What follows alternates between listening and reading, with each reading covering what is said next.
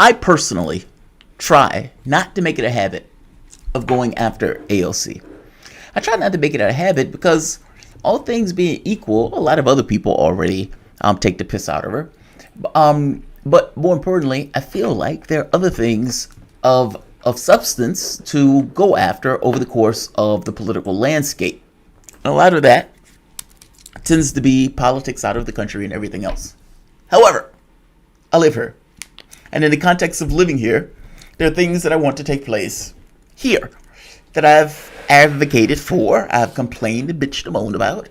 This notion of Medicare for all, the $15 an hour minimum wage, etc., etc., etc. Now, I didn't vote for Joe Biden.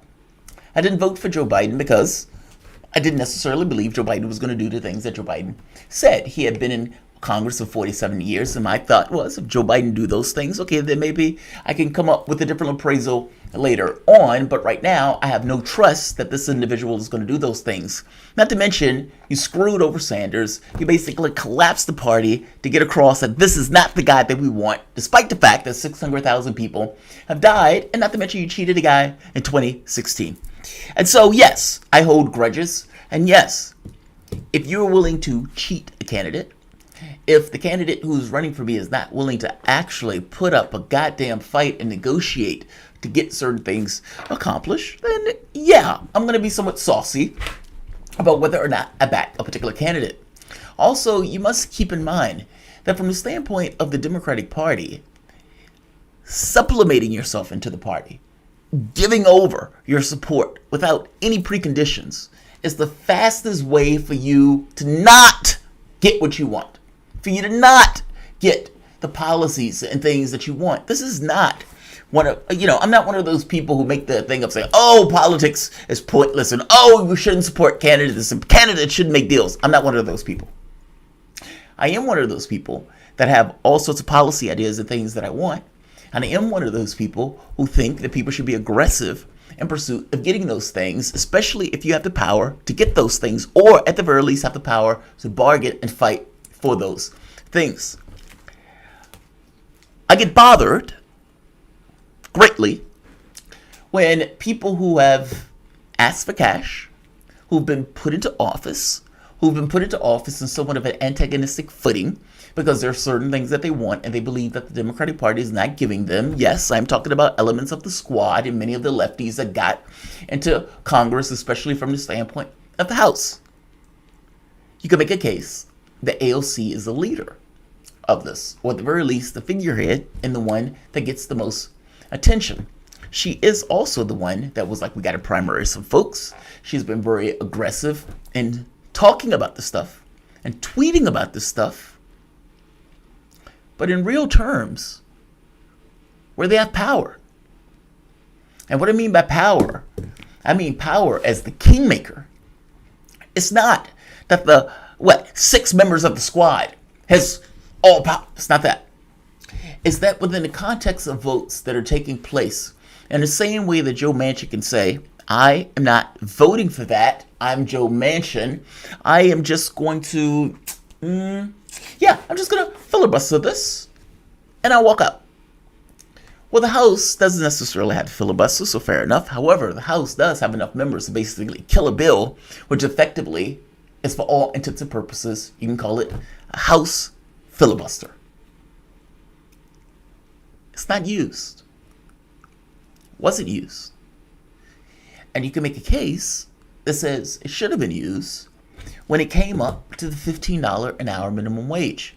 Now, I've had people argue with me saying there's no way that progressives can kill the COVID bill. That was Biden's signature achievement. Then why did Manchin do it?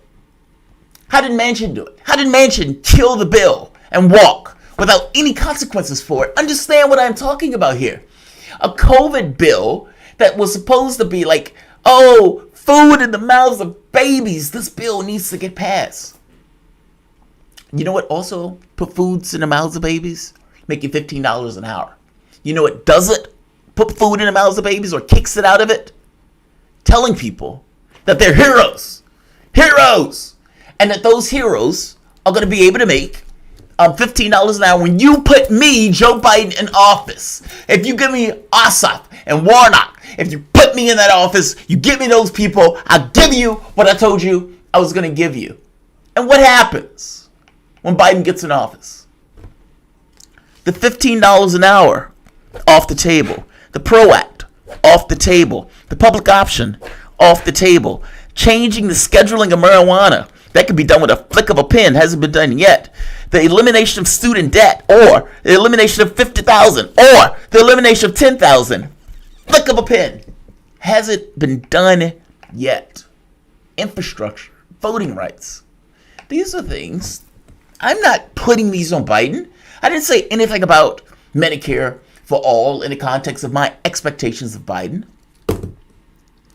I am holding him to account for the things he said, the modest, tepid agenda that he set after 600,000 Americans have went up in flames as a result of the failures of the government. So, if I have no expectations for Biden, because I don't necessarily think Biden entirely believed these things, by the same token, Biden did say these things, and when if in the context of a president saying these things, if you have members of a House that believe in the things that the president said, shouldn't you hold the president accountable? I've named multiple items that the president had the opportunity to do and didn't do. Even if you didn't get rid of the filibuster, the $15 an hour minimum wage was something that would have affected tens of millions of Americans, including my mom, or people like my mom when I was growing up, people like me growing up with a mom that wasn't making that much money. That's a big goddamn deal in order to just let pass. So, when I hear AOC hamming it up on Morning Joe, hamming it up, oh, it's so great to be on your show, Morning Joe. And Morning Joe brings up a point that is a great point that one of the other reporters brought up. Hey, you guys have enough people in the House as lefties, squad, to kill various bills that are coming up that you don't believe is towing your agenda. Meaning, Manchin has been eating your lunch. Manchin has been killing the items that you yourself say you wanted, that your constituents said that they wanted, that your constituents put money in your pocket for you to go out there and represent their interests as their avatar and as their gladiator. So how weird is it? How weird is it that this conversation takes place and AOC answers, and this particularly undignified and unfortunate way? The Democratic Party. And over the past 3 or 4 months, we've talked a lot about Joe Manchin. We've talked a lot about getting to 50 votes. We've talked a lot about whether it's possible to get to 60 votes. We've talked about the filibuster. I have noticed that you and Bernie, and let's just say some of the more high-profile progressive leaders, that you all have held your tongue far more than when I was in Congress. Thank you for the credit. and I was on the other side. You know, we would complain every 3 minutes about it doesn't cut enough. We're not getting close enough to balancing the budget. And I'm just, I've been curious. How have you, first of all, have you done it? Because we could never do it. Is there more of a plan to let the moderates work through this, let them try to get to where they go, and then we work behind the scenes and meet them behind the scenes? I do think that there has been a large amount of behind the scenes work. You know, Two things. If Morning Joe is saying, when I was in Congress, I was very active. We were very active. We pushed. We continuously push. It's not enough. It's not enough. It's not enough. We push because our constituents, or at the very least, in our heads, we were doing what our constituents wanted. I think they were doing what their wallet said, but whatever. But you guys have been very quiet. I am glad that you notice that we have been very quiet. What the fuck? What do you mean you've been very quiet? I just listed a bunch of items that he blew off. He blew off. All of which are your priorities. And I don't just mean you. I'm not just picking on AOC here. I'm talking about all of these new breed of lefties that's supposed to have been ushered into Congress. What have you passed? And what I mean by that is, in the context of what you guys wanted to get accomplished. And I know some people will be like, well, Biden only has 51 votes. I get that. By the same token, Biden, just because he has the 51 votes, doesn't necessarily mean he doesn't have the capacity to get the stuff passed. Or what AOC and what the squad does in the House is almost separate and secondary to the plans that Biden has. Almost. If the president of the United States says he's for $15 an hour and Joe Manchin decides to take it out of the COVID bill, it is perfectly right for you to put it back in. In the overt sense of the word, it is perfectly right because the president says, at least in the overt sense of the word, the president is for it. If the president needs to come out and say, okay, I'm no longer for the $15 an hour, then fair enough, the president should do that. And the president should take the hit for that because the president lied to the American public. The idea that the parliamentarian is going to prevent 40 million people from getting a $15 an hour raise is utterly and entirely ludicrous. And that fault belongs entirely to the Democratic Party. And regardless of people saying, oh, but they couldn't go against Mama Bear. Maybe that's the problem. Maybe the problem is they couldn't go against Mama Bear. Maybe the problem is they didn't have the balls in the way that Joe Manchin did to just kill a bill and go home. I don't know what's in their heads. I would say that if you get the opportunity to get $15 an hour over the finish line, it is in a bill. The president said they're for it. That everything at your disposal, all powers at your disposal should go to kill that bill until that $15 an hour is back in it. Or at the very least, you have some capacity to negotiate to get something else. Being quiet is not an applause line. And on some level, even if that's a joke, on some level, that's not a good joke. It undermines, it kills the idea of your base. I understand that they're going to lie to people who support you. And I get it. A lot of people are not politicos in the way that, a lot of the people in the base and everything else are. By the same token, you have a lot of dispirited lefties. And those dispirited lefties, on some level, have reached into the idea of just nothing can take place, nothing happens, politics is not necessarily a place. They've reached despondency and alienation in regards to the political space. And you must understand that part of that has to do with the failures of Sanders twice. And not just the failures of Sanders, the failure and the inability of the left to get their agenda accomplished, despite the fact that the majority of the American public backs you on it. Are you kidding me? Are you really sitting here saying you've noticed that we were quiet? Good that you noticed. I've noticed that you were quiet also. A lot of people have noticed that you were quiet. And that is not a good attribute. It's not a good attribute.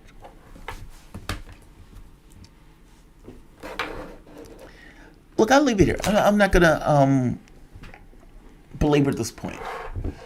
There is 600,000 human beings that are no longer on this planet. There are 30 million people, I think 33 million, that have been infected with COVID. And they're going to have medical bills associated with COVID. Biden had already said that people who had bills from COVID weren't going to have to pay those bills. That doesn't necessarily seem to be true either. And yet, the lefties in Congress have been working on their capability of getting along. Great. You just said, agreed with Joe, that the goal was to let the moderates run it. Later on, she makes a point of saying, yeah, we were, working with bills behind the scenes and everything else. What I know, what I see, is that in 2016, Sanders was cheated. In 2020, Sanders was cheated in the beginning and then just failed later on and didn't necessarily seem to have the steam in him to make it work. You had an entire party that collapsed around him. You had Elizabeth Warren, basically the snake of the political process, taking super PAC money in order to put a knife in Sanders, where Sanders is running around bewildered, trying to figure out maybe she's not as a lefty as I thought she was, despite the fact that she screwed you over back in 2016, too. What is the left to think of that? What I mean by that is, you don't see how that can breed a certain degree of despondency, a certain degree of alienation. You have a large contingent of human beings that are for progressive policies that they believe the public also backs. And in no way were they able to articulate those policies into any kind of law or fashion them into any kind of candidate that they could back. Yeah, it sours the political process. It sours people who are in that process, who had these beliefs, who had these feelings, who had these thoughts, and then all of a sudden comes to naught. There are a lot of people who believe that it is impossible to get anything accomplished in the context of the Democratic Party. And there were people like you and the squad and the just Democrats, all those people who say, we're going to board the ship. We're going to board the ship. We're going to take the ship over. And we're going to rip out the guts. And we're going to pass out to the guts. And we're going to use the mechanics of the machinery in order to change the world. How's that going? How's that going? Until you get to the point where you do not need the adulation of Mama Bear, where the squad and the members of the squad consider themselves a caucus unto themselves and are able to basically distinguish themselves, even if it means the ire of the rest of the members of the party. An ire, by the way, that you already have. If you remember, there was a commentary where AOC was talking about wondering whether or not she was even going to stay in politics because the members of her party were treating her so poorly. That also boils down to the people who are outside of, who are supposedly part of her base, basically attacking her relentlessly on the force to vote stuff. She was getting it from both ends. That's why I don't necessarily like to dump into this notion of attacking AOC, because I feel like it's been done to death.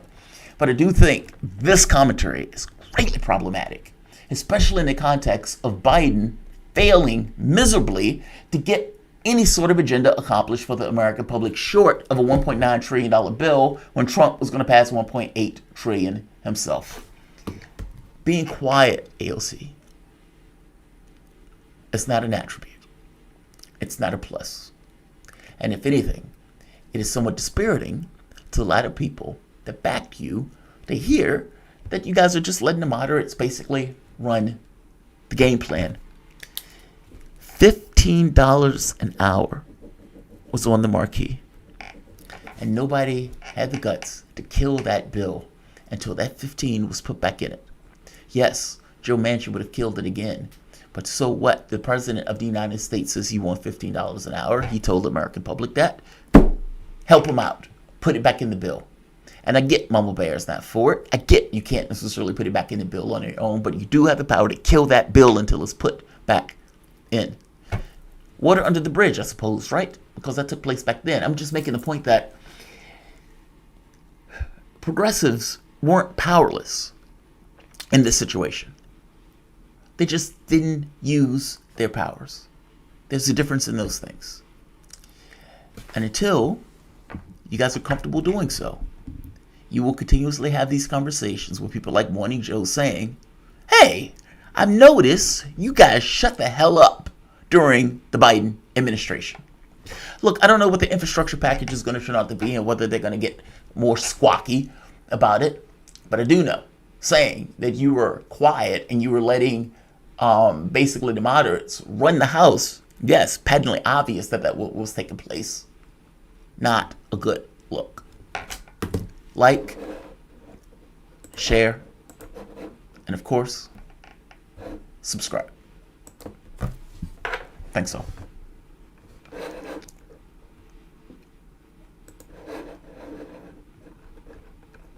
Right here. You look like you're doing better, dude. Brummel Bush. Brummel Bush, I am doing better.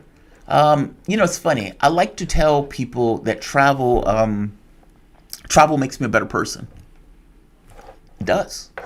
I was gone for 8 days, I think, when we were in Switzerland.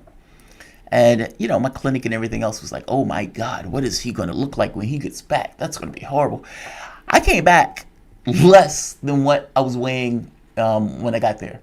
From the standpoint of my arm seems to be better since I've been traveled. Weight and everything else seem to have moderated. And yeah, travel makes me a better person. I'm going to say like, I'm going to say share, and I'm going to say subscribe. Thanks all.